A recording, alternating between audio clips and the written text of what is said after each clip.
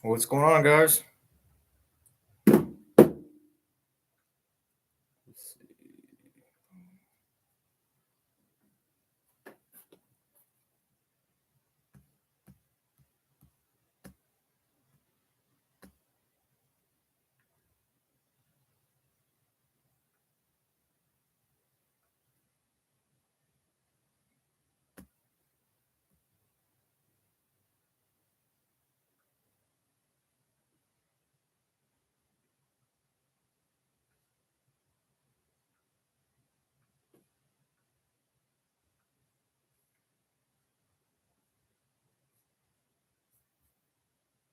Let's see. Here we go. It's been a while since we did a live stream. Figured we'd get some question and answers in today.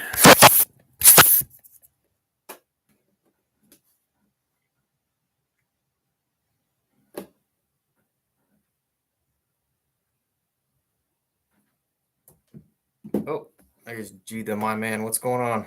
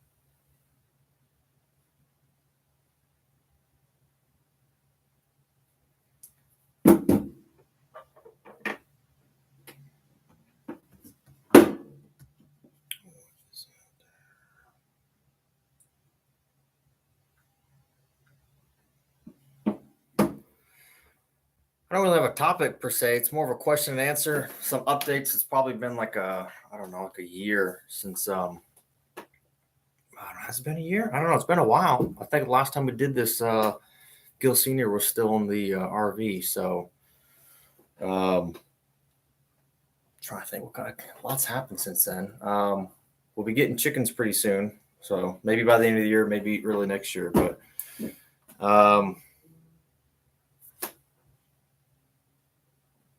trying to let's see. I'm trying to clear out an acre of land. Try to increase my growing space.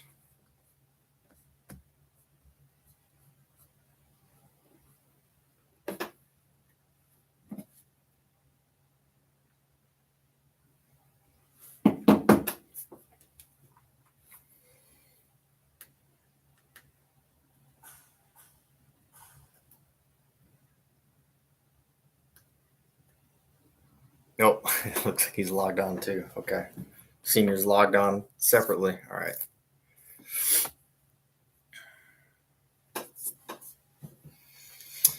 We just paid off one of our vehicles, so that'll be nice. That'll be more money in the budget for all kinds of stuff, prepping included, obviously.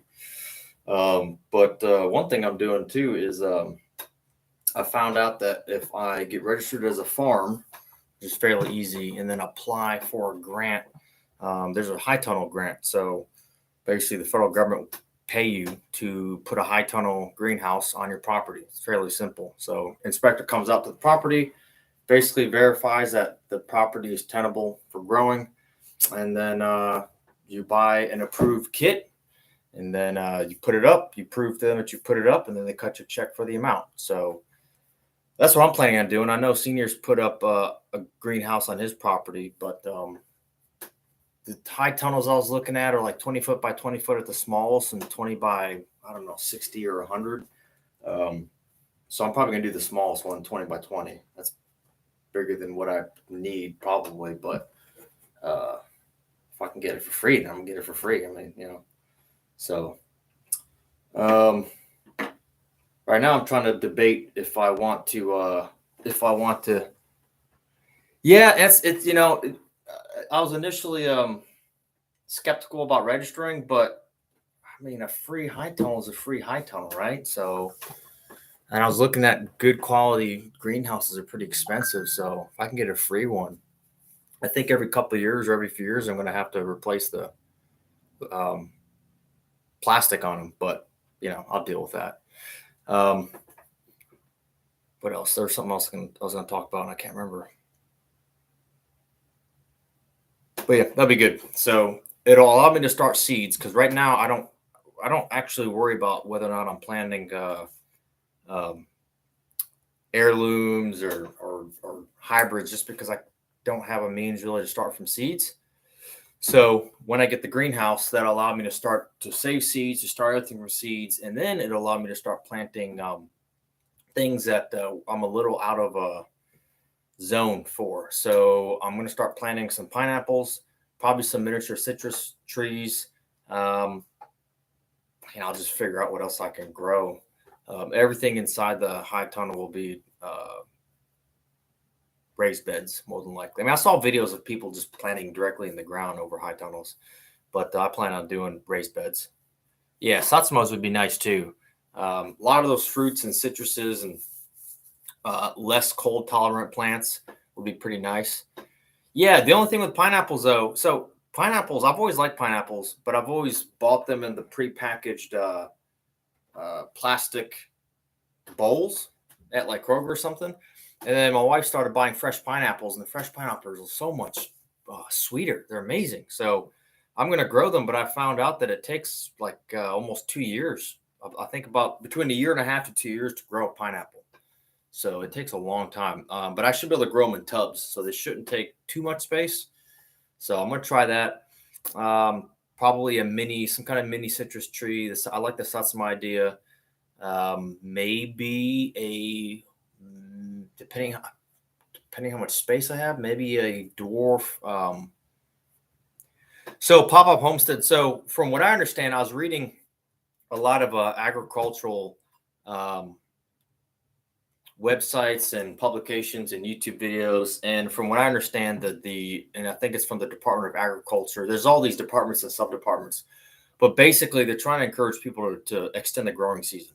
So it's a lot of farms are small farms. So most of them are not large farms, and it can be too expensive for farmers to buy them. So they're trying to encourage people to put one in their property, which increases the growing season. So the downside, I know from a preparedness standpoint, one of the concerns is if you register and then you're on their list of farms. And we know that as the left gains control, one thing they will do is gain control of the food production.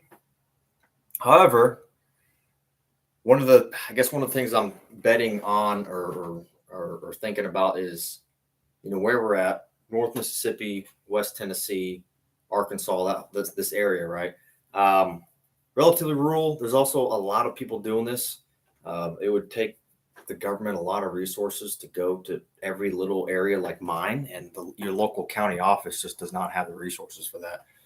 And then the other flip side of that is, well, if I don't do it, that's fine, and they don't know anything about what I'm doing, but not taking advantage of these government grants and basically free money will severely hamper my capabilities, right? So this will give me the capabilities of at least a 20-foot by 20-foot or even larger greenhouse, which I wouldn't have money for that for a while. So yeah, it could become an issue.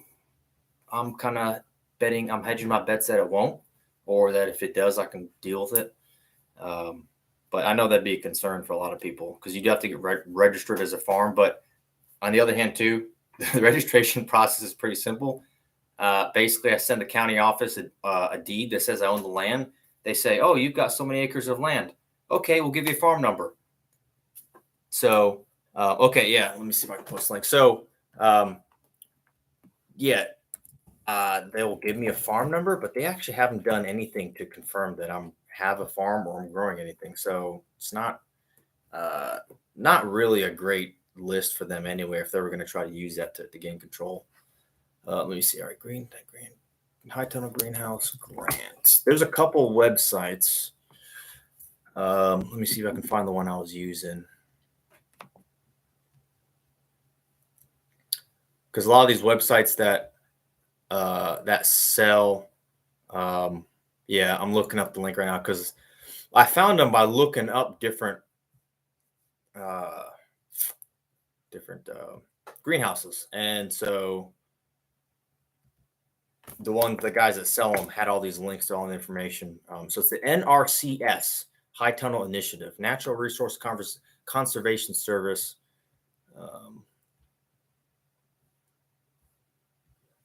I'm looking up right now. There's two main websites that I was using. I found one. Let me post it. Yeah, I mean these high tunnels are not cheap. This cheapest one I found was 2,500, and they can cost $5, $6, $7, $8,000. So yeah, worth it. The other thing I'm looking at doing too is getting chickens. So chickens will happen. That's one of I have things on my list that have to happen, like regardless, right? No matter what, I got to make them happen by the end of the year. Chickens are one of them, and so right now I'm debating: do I want to spend a lot of money on a really nice chicken coop?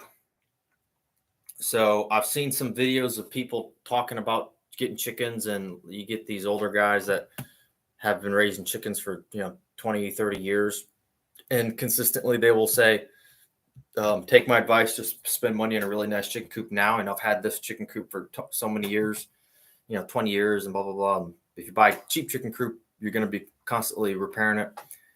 And then on the other hand, when I left my last job, I got like heaps and heaps and heaps of old pallets. They just were giving them away. So I got a lot of old pallets. Some of them are pretty nice too. And I got them with the intent of building a coop.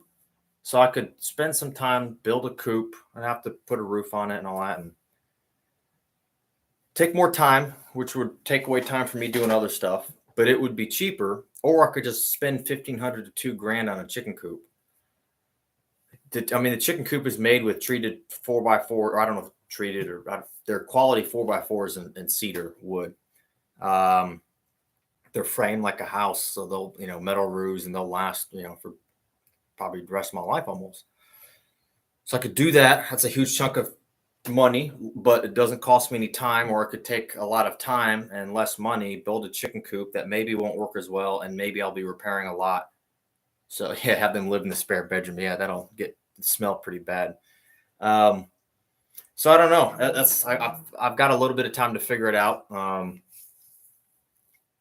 Because I'll definitely have them by the spring. So yeah, I'm trying to figure out, do I want to spend the money? It's just going to depend on tax returns and bonuses and stuff like that.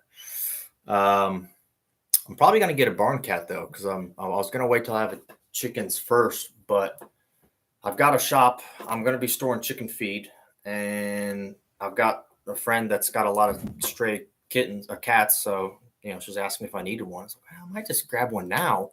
I don't need to wait to have feed stored up to need to, because if I have feed, it's going to attract rodents, and having the barn cat around will help get rid of them. Now I am going to,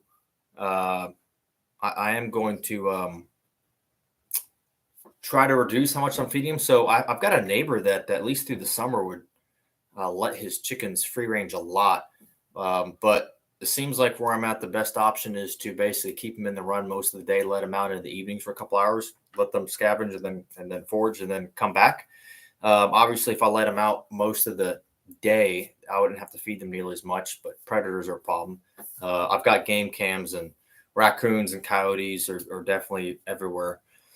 But I've seen YouTube videos too where guys, that's their main, that's what they do. Basically, they buy hardy breeds, and their philosophy is chickens have been around for thousands of years. The smart ones survive, and the dumb ones don't. And you just buy the smart ones, and they'll figure it out. I don't know. That seems good in theory, but I don't know if I want to do that. Right? I come home and I have 8 chickens and they're all dead. I don't want that. So I think I will leave them in the run. leave them out. I'm going to obviously I got to start a compost pile. So composting and feeding the chicken scraps. I've heard that you could take basically old meat, rotten meat, put it in a bucket, drill holes in the bottom of the bucket and hang it up. So as the meat rots, you get maggots and all that kind of stuff that form in the bucket. They fall through into where the chickens are at. And then they eat the worms. So I might try that too, but I know I'm gonna have to have some feed. So probably just get a barn cat now and just start dealing with the rodents. I don't know what we're gonna do livestock wise. Yeah, it does, and that's with the gut bucket would stink. Yeah, I've got to figure out where I'm gonna put the chicken coop. I don't know because you typically don't want them too far away because if they're too far away, it's just more of a hassle to get because you have to tend to them every multiple times a day. So you've got to get your um, eggs and all that kind of stuff. But yeah, if it's really close, it's going to smell pretty bad. So um, I guess it depends on where the wind blows too. Yeah, I'm trying to find that second link for the high tunnel because the first link I put is I think the more expensive variant where they're like at least $4,000 because you do have to front the money. And I had found one that was, I think they started at $2,500, and that was actually the one I was going to do. I was going to buy that one, not necessarily the one that I put up in the chat. So the other thing too is water catchment. So I've gone back and forth on getting like 2 1,000-gallon tanks and put them at the end of the house, or 2 750 gallons, something like that. But because my house is a long rectangle, so it actually makes putting a gutter system in pretty easy. But I'm gonna have to have outlets throughout, at least on each end and probably in the middle. So thinking about just getting IBC totes and stacking them. But I've got to figure out how I'm going to deal with the winter, keep them from freezing. I could put electric water heaters in there, the coils, but if I do that, I'm relying on electricity. That's not the worst thing, but I would like to not rely on electricity. So I got to figure that out too. Okay, hold on. How many? Okay, so what are my big crop plans? Well, for one, I gotta get rid of the weeds. So I've already started laying down plastic. I lost the battle with the weeds. Laying down plastic. I'm just gonna kill the grass all winter, right? Last year I tried burning the grass. That did not work. And so laying down plastic, and then after a few months, as they freeze and die, I'm going to peel the plastic back. I'm going to get on my lawn tractor. I'm going to get a pull behind like rake attachments, rake and disc the ground to loosen the ground, get the grass off the ground, recover. I'm going to do that a couple times, and then I will mulch more aggressively. I might lay down weed barrier and plant. I've tried that before with mixed success. But at a minimum, I will kill the grass all year long, remove all the grass, the grass seeds. I'm going to get a wheeled plow or a wheeled hoe.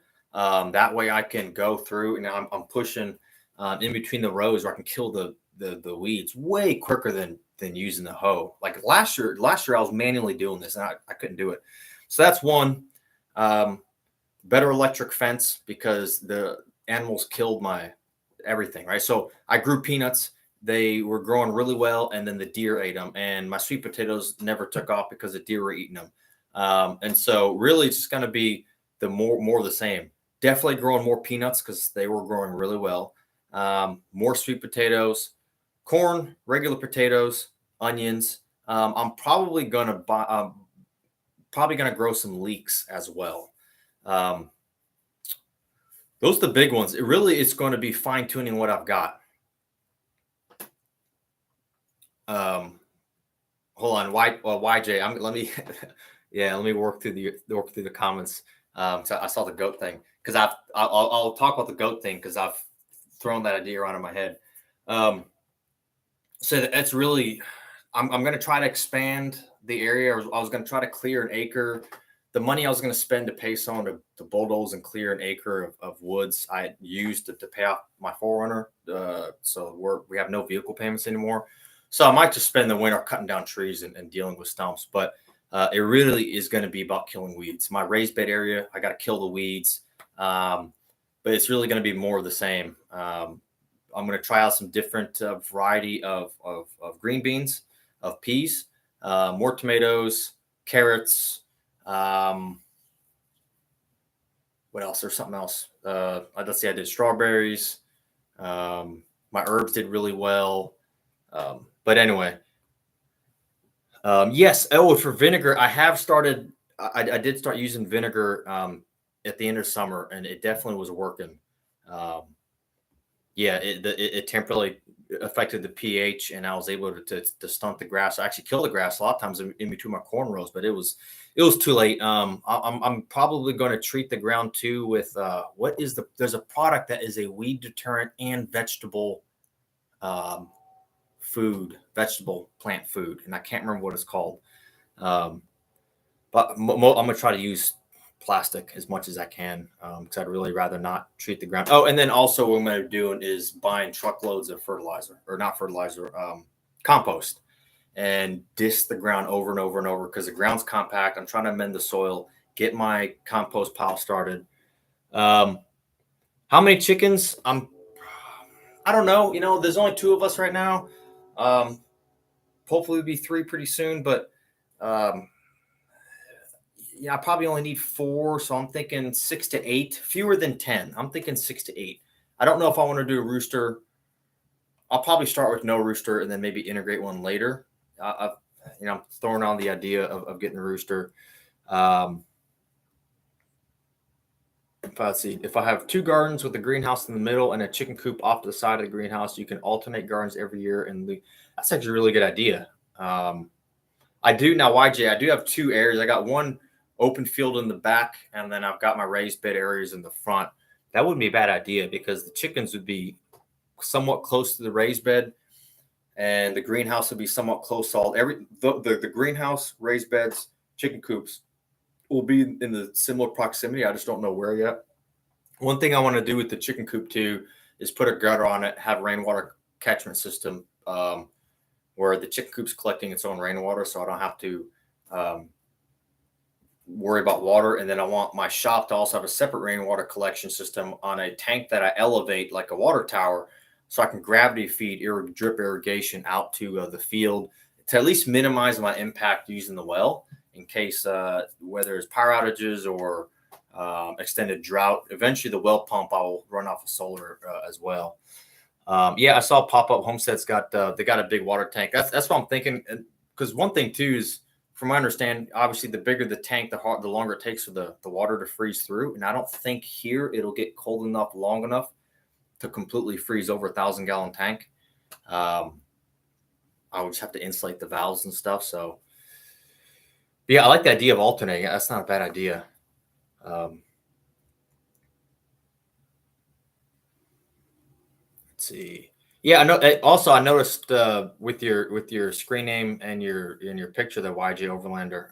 Obviously, you got a YJ in the Overland, so I've got some videos of taking my Forerunner off road. I initially got into the off road scene through the overlanding scene, but right now I just go off road a couple times a year with a local off road group. That's been pretty cool. Hopefully, I'll get some more modifications in soon. Right now, it's mostly stock. I got rock sliders and all-terrain tires. That's about it. Some upgraded skid plates too. Let's see. Yeah, last year was a weed disaster. So for the goats, we thought about getting goats. Obviously, they can browse through the brush in the woods, and they could do all that. You can get milk from them and you can eat them. They take up less fewer resources than a cow. So there's that. I've also heard goats can be pretty tough to, on your comment about that. I tell you what, when I go off-roading with the local group, they're 95% Jeeps, right? And tell you what, I'm about to cross 100,000 miles on my 2019 4Runner. and I've never had a problem. I've never broken anything. Um, I stay on moderate, medium level trails. So, I mean, I've dinged up my skid plates and rock sliders pretty good, but I'm also not doing extreme rock crawling. But there's been other guys with Jeeps that are on the same trails that I am. And after the trail, they have check engine lights and weird noises, and mine's stock basically. And I've never had a problem. So, yeah, that's the reason I got it. Cause I plan on keeping this 4Runner for, 20, 30 years. Yeah, so I've thought about with the goats, instead of that, maybe sheep, because they're easier to take care of. And then I looked into like Dexter cows or miniature cows for the dairy. So I don't know. Right now, what I'm thinking is if I can find someone local that's already got their infrastructure set up to raise cows or goats or have the dairy side covered, just building a relationship with them and trading for it, because it is a big commitment once you get into that level of livestock. And I did talk to one of my neighbors who's got chickens, and his dad, like 2 streets down, has cows. So, and I told him, yeah, I should go talk to him. He's like, yeah, just go stop by and tell my dad I sent you, blah, blah, blah. And so, yeah, maybe I'll do that. One thing I'm talking about with some friends this year doing is getting a chest freezer, and then, going in on like half a cow or quarter cow, something like that, just so I can maybe buy a year's worth of meat roughly. With inflation and shortages, it's not a bad idea. And then also I get my meat from a local source, so I know it's good quality meat. So we might do that as well. But yeah, having the goats would definitely help. Yeah, I've tried the vinegar, and that's worked. So that's been my go-to now. Is I don't use a weed killer in the garden. Yeah, it's funny you mentioned the leaves, because I got so many leaves now, and I've been thinking about that. Is I've got to start raking up the leaves and taking a wheelbarrow and start transporting it to the field and to the raised beds and let them rot. So I'm glad you mentioned that, because I need to start doing that and just putting them underneath the plastic tarps and let them rot.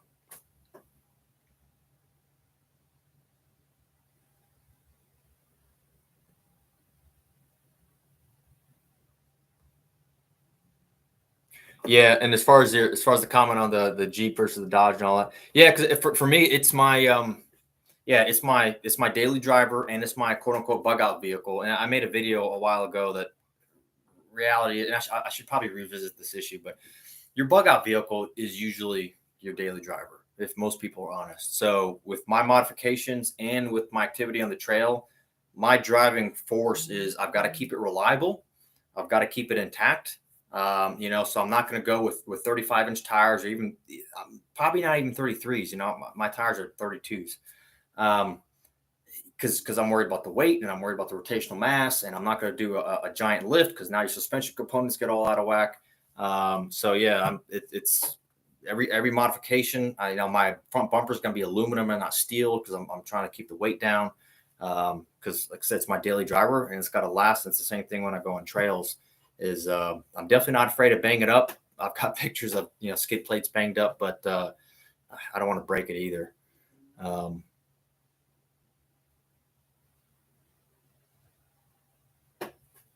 Yeah, you talk about onions. This is the craziest thing happened to me this year. Um, Last couple of years, I've been growing in raised beds in the suburbs.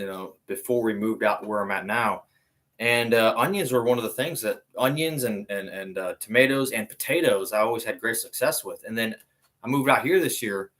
Not a sing. I probably planted,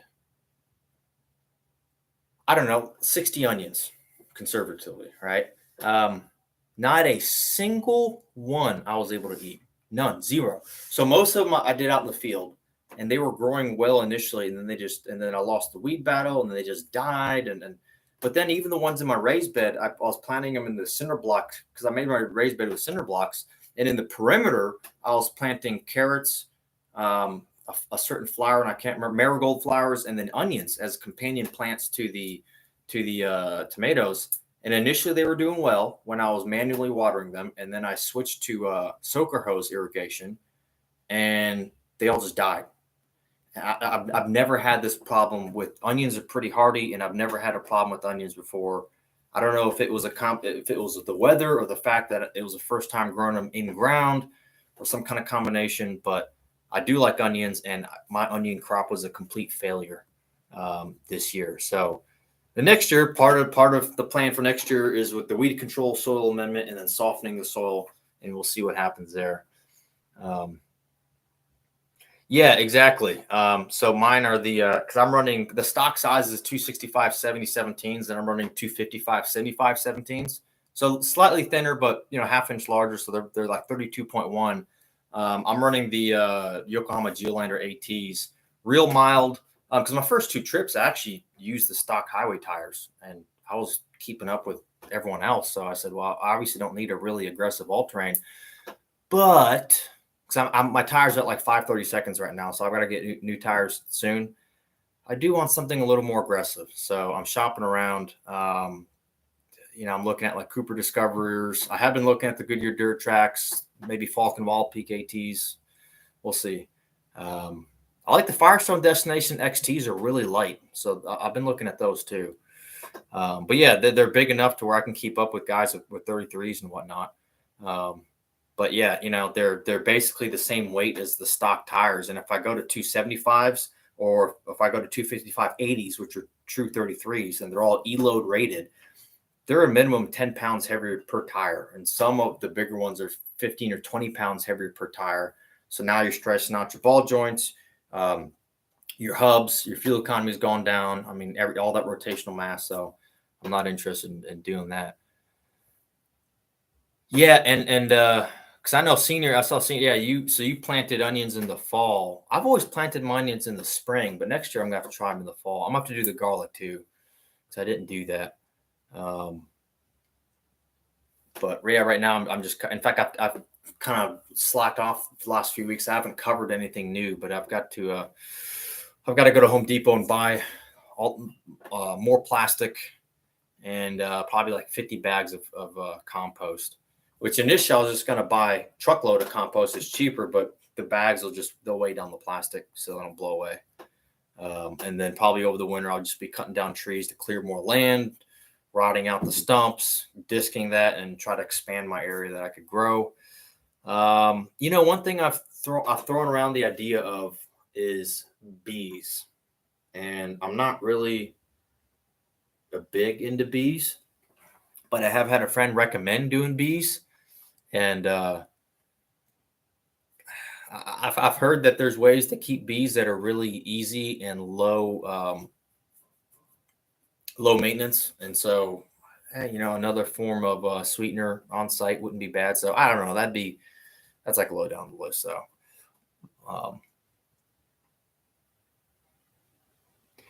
yeah, because I've always biased towards I've always prioritized on-road performance and off-road because I do spend 90% of the time on the road, and I'm only off-roading 2-3 times a year.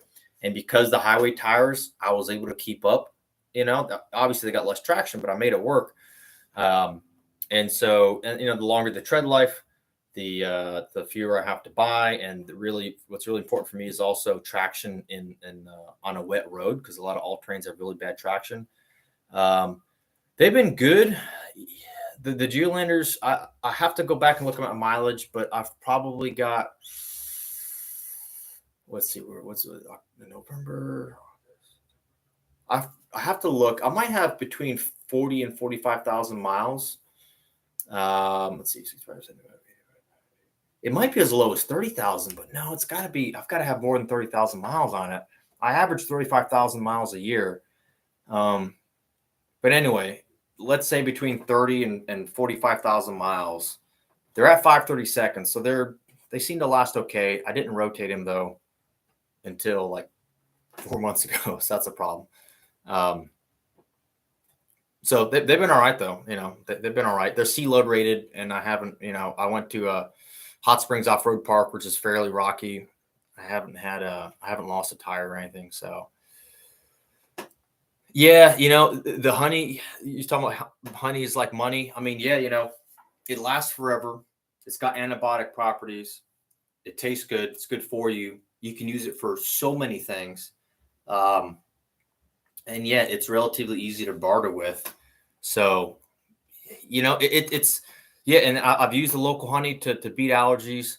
And then the other thing too is, with fruit trees and fruit plants and all that kind of stuff, having your own pollinators on site is always a good thing too. So it's a little lower on the list, but the more it's making its way on the list. So I've got to get some other things done first. But yeah, and heck, I've seen people just sell it. You talking about no shelf life if not processed? Yeah, I've seen people selling the raw honey and the honeycombs. Um, so yeah, because another thing I've been doing is canning. So I've discovered canning. It's like one of my new hobbies. So I got a lot, right? Off road, cage fighting, parachuting, and now I like to can too. Um, but making jams and jellies and all that kind of stuff, I was like, well, heck, I've already got stevia. I'm planting stevia, so that's a sweetener. And I've been growing peppers, so I can do all kinds of stuff with the peppers for seasoning food. Because if there's severe shortages, whether that's because of an EMP or that's because of economic collapse or hyperinflation, um, I would rather be able to season my food instead of eating bland food. So honey would just be another means of that. Honey and stevia. If that's all I got, that's all I've got. Um, After I made my first strawberry jam, I swore I was never going to buy store bought jam ever again. I even made my own eggnog. So I love eggnog, and I just got tired of waiting for eggnog season. So yeah, so far my strawberry jam is my favorite. The grape was pretty good, but those are the only two jams I've made. So I want to make kiwi jam because it's kind of unusual, and I do like kiwis. But those are the only two jams I've made. Everything else has been like apple butter. I've made pepper jelly. That's really good. Candied jalapenos, which I don't care for really hot stuff, but surprisingly, I like candied jalapenos, and I put them in like omelets and stuff, and they're good. They're sweet and a little spicy. Um, what am I? Okay, when your tires are down to no tread, let the air out of them, chain them up, reinflate them. Chain them up, reinflate them so the chains are tight, and you have a set of unstoppable tires. It's not a bad idea. Luckily, the area I'm at isn't. We don't get too much snow. Although a couple years ago we got a week worth of snow, but it's not a bad idea. Although I'd have to get another set of wheels for them, like steelies or something. Yeah, because they're at 5/32, so I might buy a new set over Black Friday, or I might just wait until I figure by springtime next year I'll need new pair or new set. So, yeah, if I lived up north, I'd definitely have a spare set of wheels with at least snow tires on them. But of course, I'd have rusting issues too, so it makes me glad I'm not up there. Let's see what else. What else has been going on? But yeah, and with the canning stuff too, because one thing that got me into doing that was I was reading somewhere because I was looking forward to canning fruit. I was growing a lot of strawberries and blueberries and all that, and I didn't have quite the yield that I wanted. I found a grape vine that I didn't know was there, so I harvested the grapes, but I didn't have enough to make jam. And then I was reading someone just said, "Well, you don't have to can only what you make. Just go to the store, buy fruits and whatnot, and make the jams and can them, or just can them, regular." So, so that's what got me doing it. But it's not a bad way to store food, right? So you got the method of rice and beans and stuff like that, which I've been doing, and put them in Mylar bags, oxygen absorber, and then putting those inside of buckets. But also now I could just go to the store and buy fruits and vegetables and can them and put them away, and that's a form of long-term food storage. So let's see here. Let's see.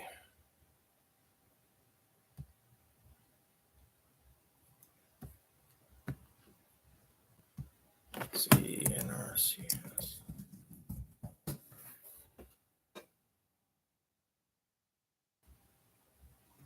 Oh, Balto's not here, so I'm not at the house because part of the problem when you move out of the suburbs and in the rural area, one of the downsides is you lose good internet. I don't have really crappy internet, so I'm off site at a location with good internet, and so which is why I'm able to live stream. So there's no way I have satellite internet. There's no way I'd be able to live stream um, at the house. So Balto's at the house. So dang, I cannot. I will find that link at some point and share it with the group. I'll probably make a channel post because I know I have it on my work computer. So I will just find it and I'll make a post because those high tunnels are a little cheaper. So,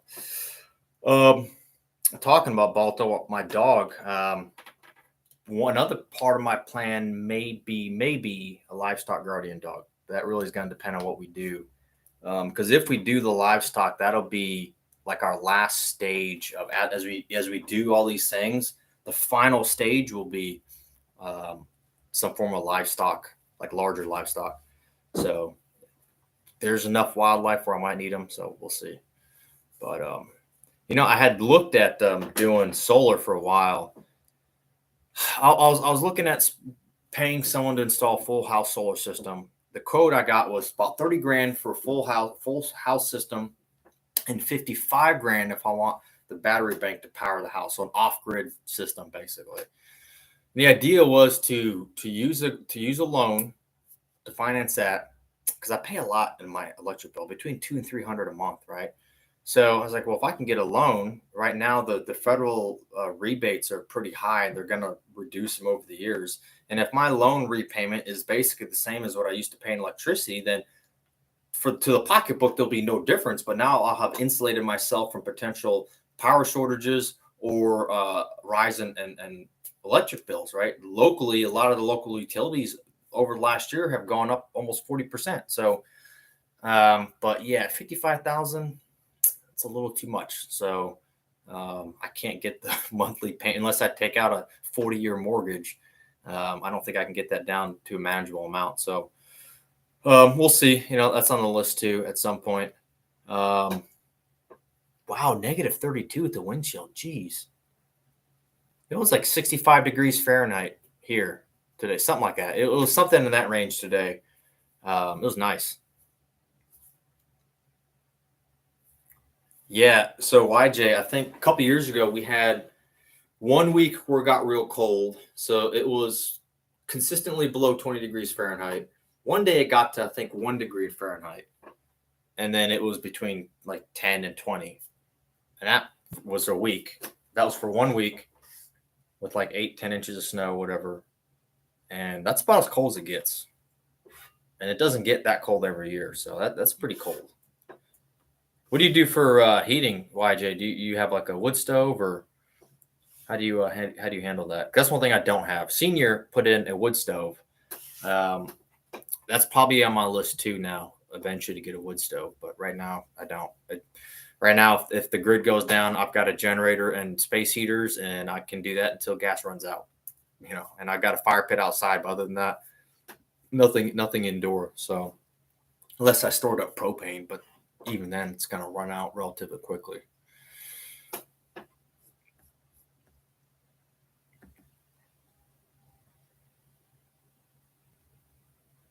Yeah, I've seen your wood stockpile. It's pretty impressive. You got a lot of wood. I got a lot of trees that I've cut down. Remember when we cut down a lot of my trees? Most of them are still on the ground. I haven't processed them yet.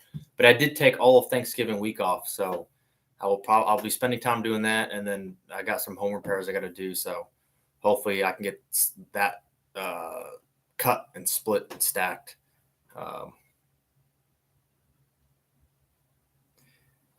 Yeah, the wood stove seems to be the way to go. That's I toyed with the idea of getting in. And I've got a gas fireplace that the previous owner cut and capped. And so I thought about paying to get a giant, full home propane tank reinstalled and filled. And that's just my reserve of propane, but it's just not worth the cost. I also contacted a local oil and gas company and considered, well, if I get a 250 or 500 gallon fuel tank at home and I just refill my vehicles from there instead of at the gas station, and then just have them top off that tank every month or every 2 months, then I've always got a reserve of fuel, independent of what happens on the outside world. But that was not cost effective either. It's way more expensive. So, um, yeah, wood stoves. I'm gonna have to do a wood stove at some point. I'll have to pay someone to come in, rip out the propane,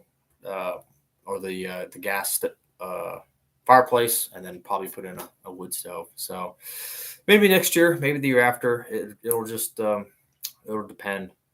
Um,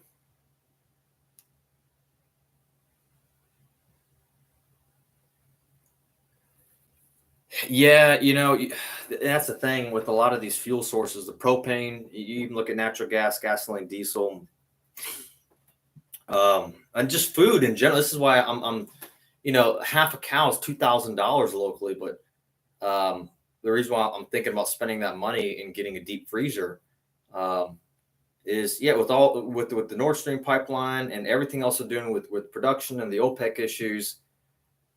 And this is why I was considering getting a loan for 55 grand and to do my solar in my house and just owe someone money. And as long as it's roughly the same amount I was paying for power, is it doesn't look like energy and food is going to get cheaper anytime soon. So it's already gone up over last year. I've got coworkers that, again, like I said, they're paying 40% more than what they were last year. Um, and you look at on the coasts where they will go through rolling blackouts every few years because of what the problems they have and the problems that they had in Texas, and everything indicates that we're facing a higher likelihood of that happening, right? So the likelihood of that happening isn't going down; it's going up. So yeah, every year if I buy a local farmer's cow or half a cow, or if I spend a bunch of money and go solar or wood stove and process firewood, it's looking like the way to go. Yeah, propane. The good thing with propane is that it's stable, right? I can store a bunch. I can get giant tanks and store them versus gasoline is going to go bad, but it's going to run out, and then you've got to replenish it, and that's not going to be cheap. Um, so and with the gasoline is so one thing I plan on doing to fight that is to get a motorcycle, a cheap one off of Facebook, but that'll allow me to commute sometimes. But it'll give me a mode of transportation that's a lot more fuel efficient, a lot less to maintain, and that way, as fuel and petroleum products get priced out of the market, and they try to use that to control our mode of transportation, it'll give me another option. And help me save on some gas. So maybe I'll get like a dual sport or an adventure bike to let me do some mild off roading. That if I got to go off the road for whatever, maybe I'll get a cruiser because they're better at highway speed. So we'll see. Probably by the springtime I'll have one. That's the plan. It just depends on what deals I find and how much everything costs. And I'll take a motorcycle class. There's a organization that'll basically train you how to ride a bike and not kill yourself. So a whole house with propane is $10 a day. Yeah, it is. As far as the damp, because my last house, our house in the suburbs had a gas fireplace, and it was nice. But yeah, the O2 or not O2, but the water is a byproduct of combustion there. So, um, yeah, it definitely rose the humidity. You could tell. Um, yeah, so I have to look at the 450 Yamaha. One thing I was looking at. One thing I was looking at was the Kawasaki KLR 650s. Those seem to be pretty popular. They're pretty cheap. Like they're only 8 grand brand new, and you can get them 3-4 grand online or used. But I've been reading that some of them can have problems if you drive at highway speeds a lot, 70, 75 miles an hour. They start burning oil and whatnot. So some people will re-gear them. Some people will get kits to turn them into like a 685 or 700. So I don't know. I got to do some more research on them. They're really reliable. They'll last forever. So that's the upside to that. They get like 55 miles a gallon, and you can carry a bunch of stuff. I've also looked at the Honda Shadow, which is like a cruiser that a friend recommended. So it'll depend on what I find and the research I do, because I like the 650, but if I can't drive on the highway with it, I mean, that's typically what I would do is I would use it to commute to work. So if I can't, that'd be a problem. But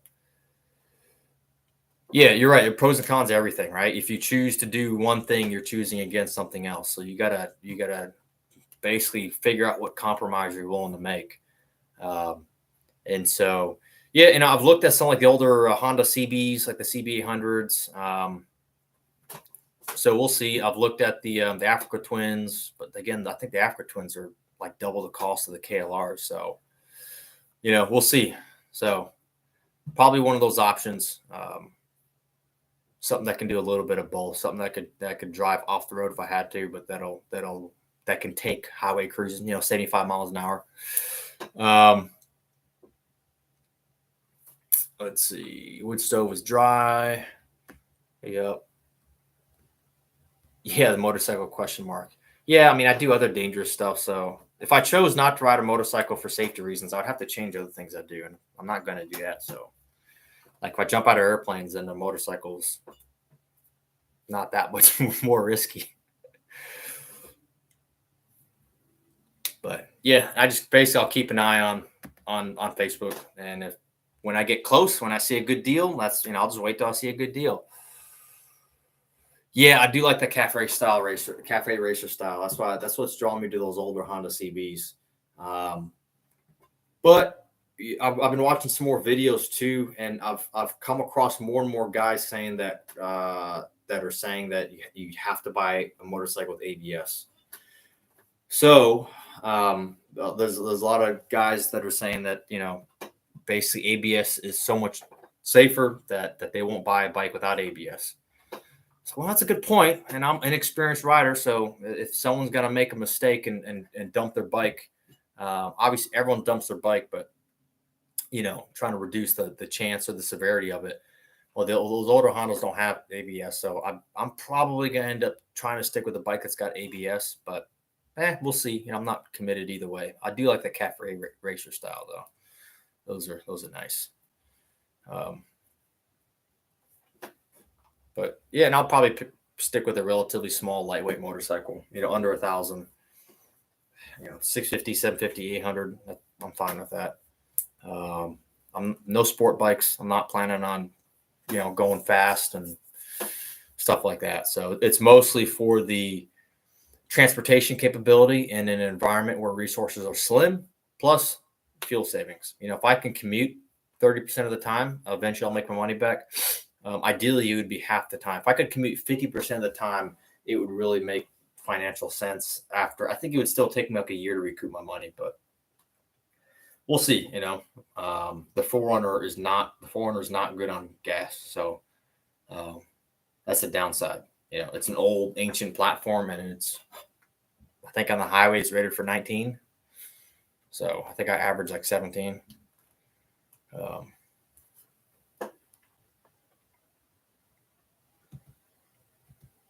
But yeah, see, I don't know, senior. You can put in and see if there's any other plans or things you're working on. But I think that's the big stuff I'm working on.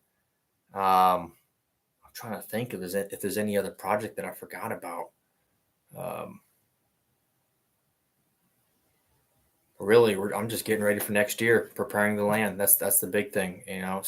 Continuing to stock up on stuff, medical supplies, and all that, but really preparing the land because that final stage of preparedness being self-sufficiency is probably the most difficult one to get to. So it's going to take quite a few years to get the property up and running. Hitting your shins on a stick.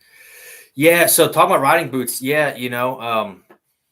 I've been watching videos on basically wearing the right PPE and you got the hit air vest systems now. And I've had a number of guys point out individuals who are riding with like t-shirts and shorts and tell me that is not how you should be riding ever. So yeah, I'll have to spend some money on, well, I guess if I'm commuting to work, I got steel toe work boots that I'd be wearing anyway. But yeah, I'd definitely be spending money on good PPE, good helmets, good jackets, all that kind of stuff. Because like I said, everyone's going to take a dump, right? So I've got to be prepared for that. Yeah. So preparing a rental pad do you mean someone that you know already or just having it just as a contingency if you meet someone down the line? I do think that as a group, the preparedness uh, community needs to focus on building groups, right? So um, I know with OPSEC and those kind of issues, a lot of people tend to fall into the mindset of I'm just going to go it alone, and it's just going to be me, and I'm not going to let anyone on my property. And I think it's pretty unrealistic. You're going to need groups. Groups are what survive. Societies survive. Organizations, you can't really do it alone. So, yeah, definitely building a tribe, building a group, a community is important. Doing it is difficult. Getting the right people is obviously the most difficult part. But yeah, if you've got the space, and you've got the setup, I don't think it's a bad idea at all. Especially if you had someone already in mind, that'd make it easier. Because yeah, if you had people living on site, then taking care of the land would be easier for sure. I know Senior and I we joke about that a lot when we were both shopping for properties. If you found a really big one, just building houses on two ends of the property, just living at the same location. A resident person who can't sleep at night. Yeah, I mean, just even from a security standpoint, you can't stay awake all the time, right? So the more helping hands you have, and this is why if you look at the old days, or look at like the Amish communities, right? All these the barn raising events, or in the old days where people got together to shuck corn and to process peas, and just taking care of the farm takes people, and then keeping each other safe takes people, and you need a wide set of skills and knowledge base, right? So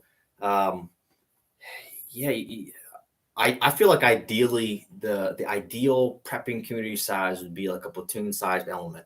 You get like 30 guys, that'd be 30 guys, 30 people, right? So let's say 8-10 families or whatever, something like that would be nice. Problem is finding quality people. So tell you a story. I was on a Facebook group once talking about building community, and so I made a comment basically saying the question was community versus lone wolf, and my answer was you need to build a community. It's just very difficult. So then someone commented below that they agreed with me that we need to make a community, but that basically in an SHTF world, there will be no personal liberty, no personal property.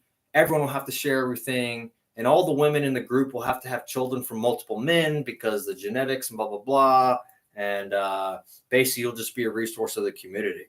And then another guy commented underneath in complete disagreement with that. And so did I. It's like, you are proving my point that people like him make it so difficult to build a group because you will find those people in the groups. And so I basically told him no, in a post-SHTF world, personal liberty and all those values become more important than ever. What you want are individuals voluntarily that will put the needs of the community above their own and whatnot. But individual freedom has to be preserved. You cannot. That is not the time to start trampling people's rights for the good of the people.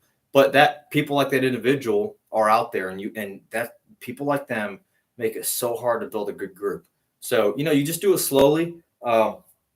We've done it slowly. We've still got a long ways to go, and what I do is I introduce the idea very, very gently. I will, like, COVID was a great example because you could when COVID was starting, you could talk about it, and you could speculate about possible shortages, see what people's response to that was, make a comment about buying like a month's worth of stuff, and you could use that really slowly, get them in the idea of just being ready, and then eventually, if they're the right mindset person, you guys end up talking about prepping. And so through that, I've met quite a few people actually that are homesteading. There's more than you think. There was a local preparedness expo event. They do this like twice a year, and I met all these people that are basically within my county or within one county away that are all doing the same thing. I'm like, where the heck did all these people come from? And a lot of them are young. A lot of them are not. You would think a lot of them would be like retirement age, but no, you got a lot of young families that are in their early 30s, homeschooling kids and raising stuff and all that kind of stuff. You're a Negan. Oh yeah, that's not. So I've watched. Yeah, Negan is the bad guy from Walking Dead. I haven't watched too much of The Walking Dead. I just know that he's a bad guy, and he's got his baseball bat with the barbed wire on it.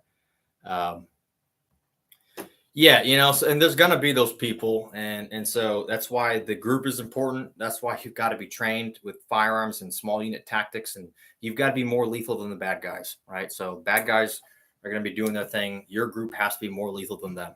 If you're not more lethal than them, you're gonna have problems, right? So, um,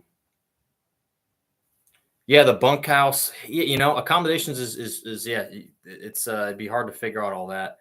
The problem is we all tend to want to have our own properties and homesteads, which is great. But if things depends how bad things get, right? If things are just like Great Depression level, maybe we can all stay in our homesteads. If they're really, really bad, probably want people consolidating at a location. And so then who's going to give up their homestead becomes a question, right? I got a crawl space. We can have people sleep in my crawl space. Yeah. Developing trust takes a long, slow process for sure.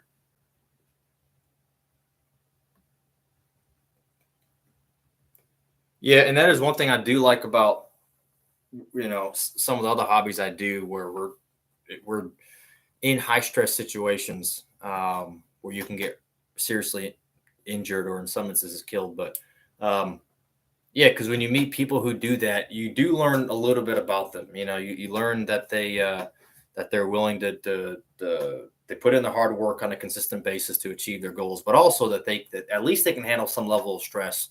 Um, uh, Versus meeting someone, I don't know, at your book club. Well, that's not going to tell you too much about how they would handle difficult situations. But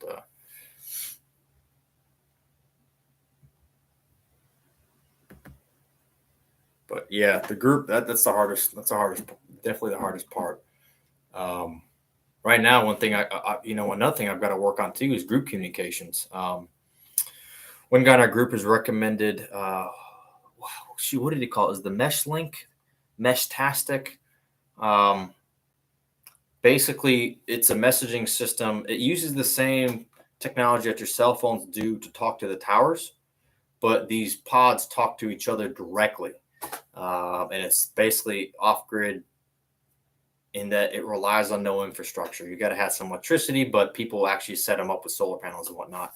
So if you do have a group and they're close enough together, that's actually that's pretty good, along with ham radio.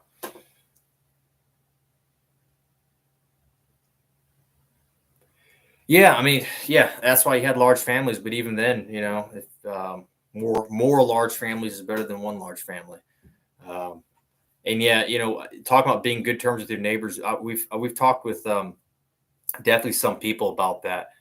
Yeah, you make specific guys. So do I. Like when I made jams and jellies, I was giving them to the neighbors, and we've Senior and I have talked with this about this with people we know, and obviously everyone's got their own difficulties because some people really do have bad neighbors, crappy neighbors. But if things go south, that is who you're stuck with. Doesn't matter if you hate them or love them. That they're next door, and so.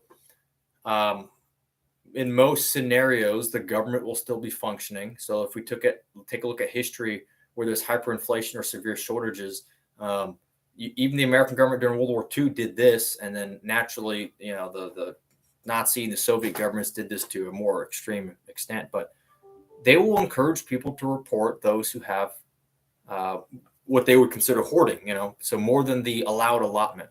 3 days, I think, is typically.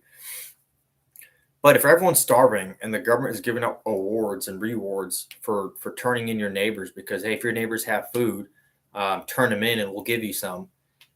If your neighbors already hate you, guess what? You're getting turned in. It's the way it is. You look at Nazi Germany, you look at the Soviet Union, you look at Ukraine. Your neighbors are probably going to be the ones that turn you in. But if you build a good relationship for one to start out with, at least if you're friendly. If your neighbors don't know you and things kick off or things rapidly decline, they have to get to know you in a stressful environment, and that's not good.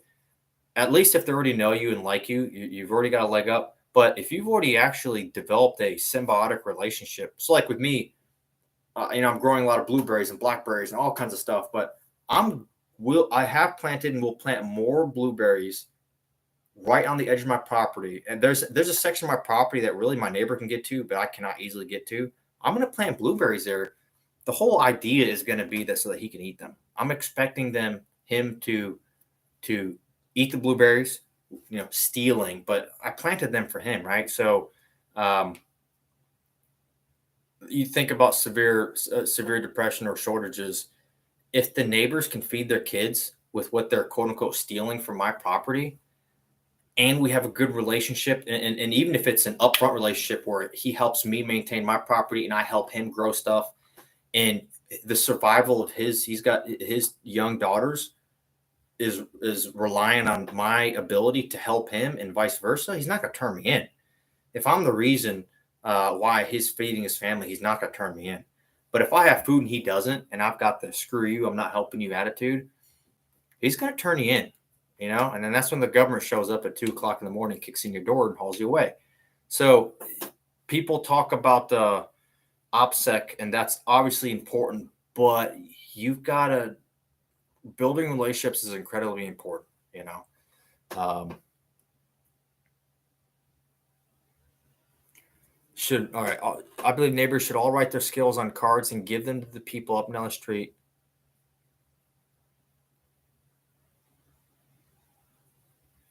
Yeah, let's see.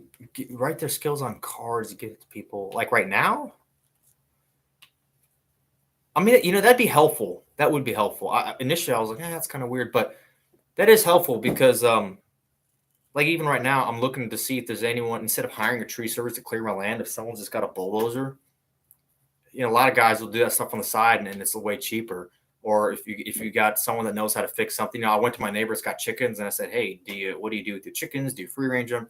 It actually wouldn't be a bad idea, because then you could just call up your neighbor. If I know my neighbor knows how to do something, or I need like a plumbing help, call up my neighbor if I know he knows how to do plumbing. So that would be a bad idea. Yeah, food bearing hedges. Yeah, and I've got a section of property too that's in a great spot for fruit trees, and it's far away from the house. And at some point, I will plant self pollinating fruit trees. And again, the whole idea is that the neighbor can go grab them, and he can grab them without me ever seeing.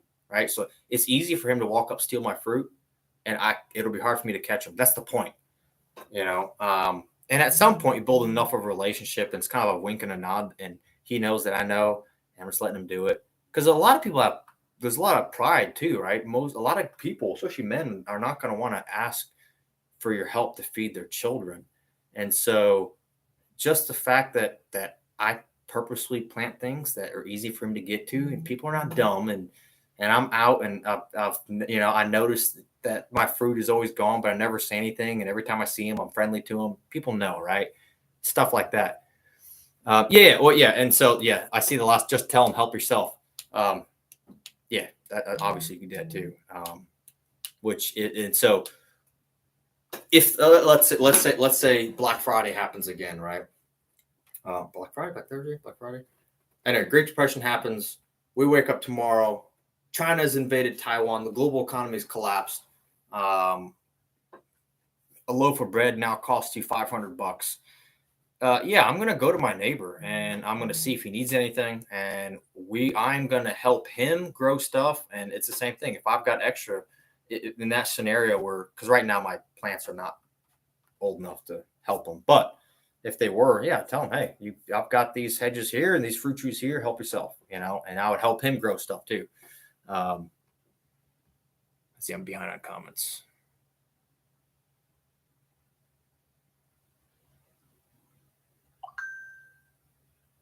Yeah, if they know you're allowed to take food, they feel obligated. Exactly, they do feel a little obligated, and that's always a good thing, right? If you need help, hey, I need help fixing a fence, they're more likely to say yes. And in their minds too. Now them taking the food, it's not a freebie. We got a relationship where we're trading time and labor for food. So now it's an even trade. Now he's getting paid basically, and so that mentally that'll help him too. With the blackberries, I'm planting thornless and thorn blackberries. So the thorn ones I'm using for barriers in certain areas. but the thornless to, make it easier on myself.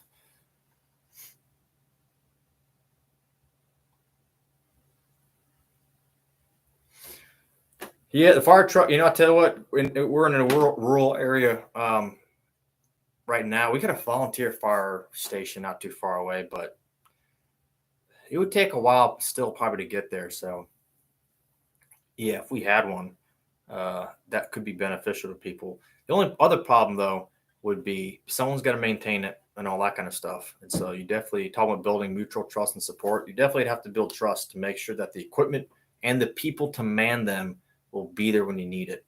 Which coincidentally, um, I have joined my plant's fire brigade. So I have to get sent to firefighter school. And for this plant, we will be trained up to the same level as firefighters that are rated to enter structural buildings. So it'll be the highest level.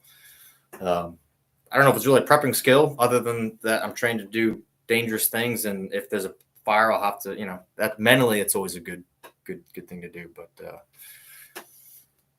yeah, I'm on decent terms with my neighbors. I don't know them too well. I mean, we don't see each other that much because we're kind of in the country. Um, but yeah, definitely building good. We've talked to Senior and I have talked to other preppers that have bad relationships with their neighbors, and that concerns me. It's one thing to have no relationship. Obviously, you want to have a good relationship, but if you have a bad relationship, that's worrisome. And if it's not mendable, moving is extreme, but maybe you should. Yeah, I don't know. It depends on how much work you put into the property, and can you deal with this problem or not. But man, because I think what we're facing, I know people talk about EMPs and whatnot. I think what we're facing is an economic decline / collapse / social collapse, right, or some form of something like that. So what that means is the government will be functioning, things will not be available, and if they are, they'll be really expensive. Those are kind of the main things, right? And so, which means that if your neighbors dislike you, they will have a means to screw you over. So yeah, another good neighborhood build. Talk about the neighborhood builder. I talked with the chicken guy, and he already offered to lend me his tractor. Well, actually, he would use it for me, but to disc and till up my property. He's like, yeah, I got the tractor. If you need to till it up, let me know. I'll come over and help you out, and stuff like that. And then me offering to help him with stuff, and noticing when he's out doing yard work, hey, need some help, whatever. The small acts like that, heck yeah. Well, I visited his porch one day, and we sat there and talked for an hour, and then the next weekend I brought him over a fresh batch of apple butter. So yeah, cucumbers. Tell you what, when you give your neighbors free food, and especially like with the jams and all, free homemade goods and food, it's got a positive impact. You don't hate the guy that gives you free food, right? So. And another thing too, like I got one neighbor, he will play loud music on weekends, like late into the night sometimes. It's close enough where I can hear it. And my sister is visiting, and she was like, in a laughing sense, kind of complaining, not real serious, but she's like, haha, kind of like, you moved out of the suburb, you still got to deal with this. And somehow we got to talking about that. And there are some people that would call the sheriff's office, right? That some people would have a problem with that. And, first off, it doesn't really bother me. I mean, we all moved out to the country really for the same reason, to be left alone and to enjoy our lives. That's what he's doing. It's the weekend. And am I really going to jeopardize my relationship with my neighbor because he's enjoying his weekend and playing some music? No, that's silly. It's completely silly, but some people would do it. So it's those decisions you got to make too. Like, are you really going to, is this gonna improve my relationship with my neighbor or not? And so if it's gonna harm it, it's got to be worth it. It's got to be important. If I'm gonna do something that's gonna harm my relationship with my neighbor, because that could come back to bite you. I see, coach him on growing, got him started planning a few things. Yeah, I'm hoping when I move my blueberries over to, it's really on my neighbor's. It's on my side of the property, but it looks like it's on his side because it's where the tree line ends. So he will see me growing blueberries like almost on his property. So I'm hoping I can use that to spark a conversation about growing stuff. And he's got 2 young girls, so when the blueberries start producing, they will be out there picking. I know. So, um, yeah, I've got to move my blueberries because I planted them in the wrong area, and they're getting limited sunlight. So I've got to move them somewhere that's got a lot of sunlight. So some of them died. A lot of them did not grow that well. So yeah, the blue girls love blueberries. Yeah, they have no thorns either. So um, I've got to move them. You know, with the full sunlight, they will grow really, really well. And so yeah, if things kick off next year, I'll be in a good spot, or I'll be in a better spot than I was. If things kick off 10 years from now, my food production will be out the wazoo. So um,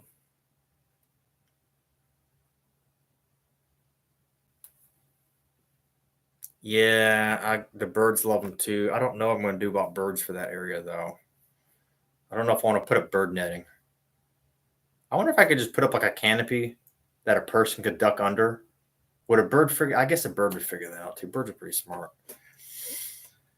I don't know. I'll figure something out. Yeah, because if I net the whole thing, then I've got to clear it. But I guess I could make it pretty. I'm gonna have to. I know I'm gonna have to. So it'll be one of my winter projects. One other project I got is I got to put up a gate with automatic gate opener in front of the property. I got to restrict access to the house. Right now, anyone could just drive up to the house. So that'll be one of the projects.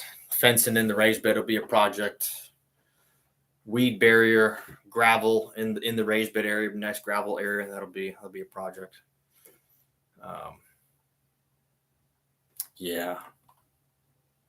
Yeah, there's a lot to do. I've had to rearrange my weekly schedule, for sure.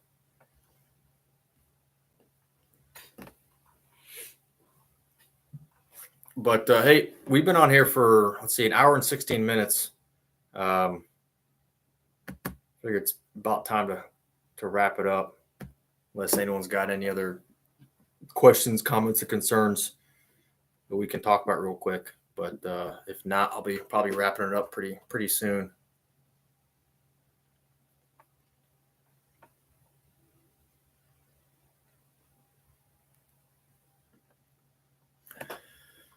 Yeah. Another thing too is I'll plan on doing more live streams. We've been pretty light on the live streams. So you'll see more of them. It'll be something like this. I will, I'll post it up a day or two prior to let everyone know, and I'll probably do them for roughly an hour. Sometimes it'll be me and senior. Sometimes it'll just be me. And last part being that we have, I see senior saying we had great discussion. Yeah. That's kind of the whole point. It's one thing to watch videos, but it's another thing to actually sit down and basically talk to each other. And so that's always good. So, but hey, I appreciate you guys coming on. I'm going to go ahead and wrap it up. Check out our videos every Thursday and on Patreon. Patreon allows us to do more in-depth videos, more personal interaction, just more freedom, and more consulting and whatnot too, and stuff like that. Just we can bypass restrictions of YouTube basically. So appreciate you guys coming on, and I'll see you guys on a video Thursday, and probably in a month or two we'll do another live stream. So thanks for coming on. Good night. Stay safe. Stay prepared.